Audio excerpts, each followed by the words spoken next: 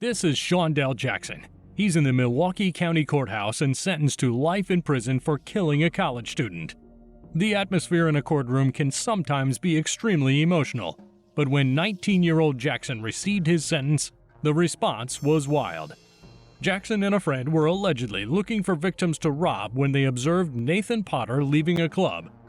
Nathan Potter, a 21-year-old student at the University of Wisconsin, was the victim of Jackson's first-degree intentional homicide and robbery. Potter was shot dead during an attempted robbery by Jackson and 20-year-old Derek Thomas. The day following the murder, Jackson escaped to Mississippi, where he was later arrested. Jackson's uncle is believed to have given the police information about his whereabouts.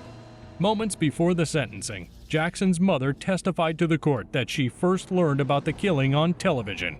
When I saw it on the news, I even cried. I'm like, oh my God, I can't imagine what that mother is going through. Jackson received life imprisonment without the possibility of parole, and that's when he suddenly snapped.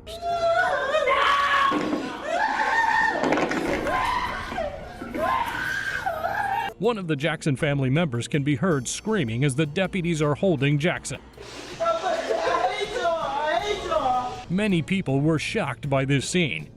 The lack of empathy towards the victim's family was not only from Jackson, but also from his family. This is David Moses. He is being sentenced to life in prison for the murder of 81-year-old Dorothy Session. David looks unbothered and bored during his trial. He kept yawning excessively and even fell asleep during the hearing. David, who was 17 at the time of the crime, broke into the house of Dorothy Session. He did this with two co-defendants, Angelique and Catilla Nash. They thought no one would be home, but soon realized Dorothy was there. This burglary quickly turned into murder. He knocked her down and they all fled, leaving Dorothy to bleed out on the ground. She died from injuries suffered in the assault. The teens were each convicted of murder. David paid the price for the crime he committed and was sentenced to life in prison. The Nash sisters were released early due to a law that substantially changed. The new law stated that a person must actually commit or aid in a killing, or have the intent to kill during the commission of a crime in order to be charged with murder. Since the Nash sisters never touched Dorothy during the crime, they got resentenced to a time they'd already served. Later in 2020, the defense hoped that the judge would potentially reduce David's sentence from life without the possibility of parole to 25 years to life. Instead, after hearing from the victim's family members who described the profound impact her death has had on them, the judge resentenced him to life in prison without parole. This is TJ Lane, a high school student who was found guilty of cold-bloodedly murdering 3 of his classmates. On February 27, 2012, a tragedy struck Chardon High School in Ohio when TJ Lane opened fire in the school cafeteria. The shooting resulted in 3 students' deaths and 3 other students being injured. The suspect was Thomas TJ Lane, a 17-year-old male juvenile and former Chardon High student. Lane was quickly caught by police outside the school and was later charged with 3 counts of aggravated murder, 2 counts of attempted aggravated murder, and 1 count of felonious assault. Later that month, the decision was taken to charge Lane as an adult.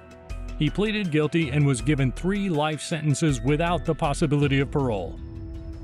His reaction speaks for itself. He appears to be going against his lawyer's advice when he sits down and starts to unbutton his shirt. Look at his t-shirt and what's written on it: Killer. His lack of conscience is evident in his final remark to the victims' families. Saying pull the trigger, the killer's done, masturbates to memory of you. Notice how TJ grins and smirks during the family statements. TJ then got locked up.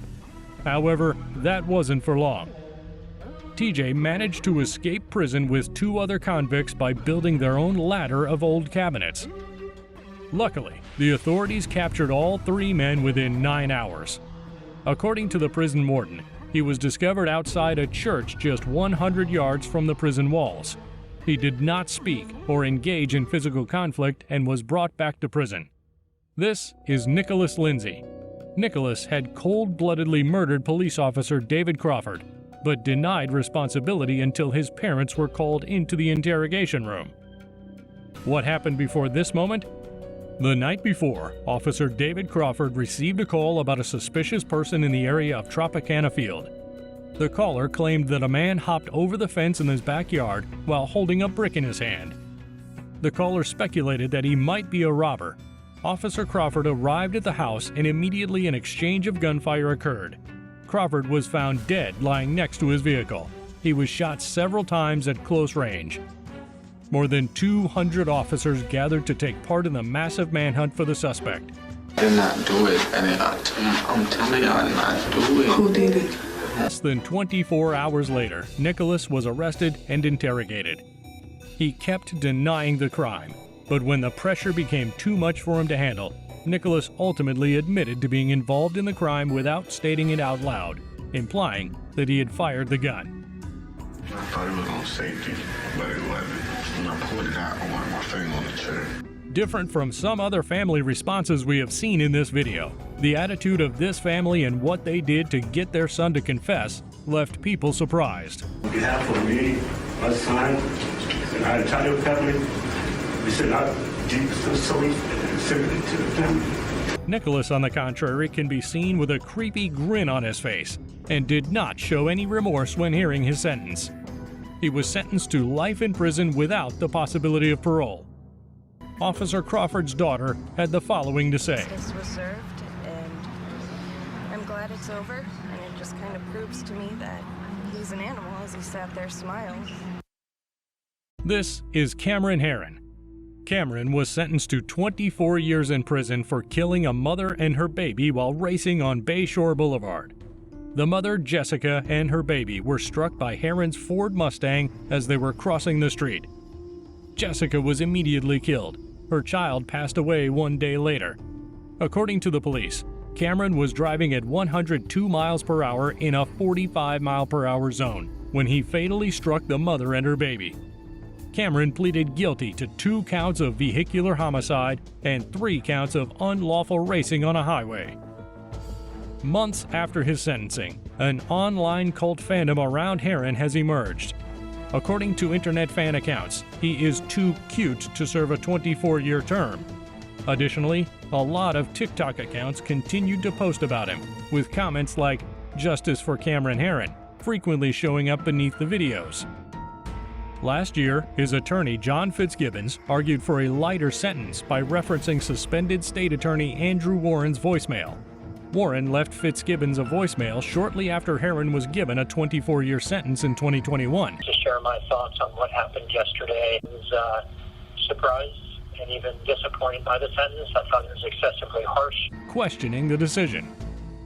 Despite the voicemail and the irrational clamor from his supporters, the court rejected the appeal, keeping him behind bars.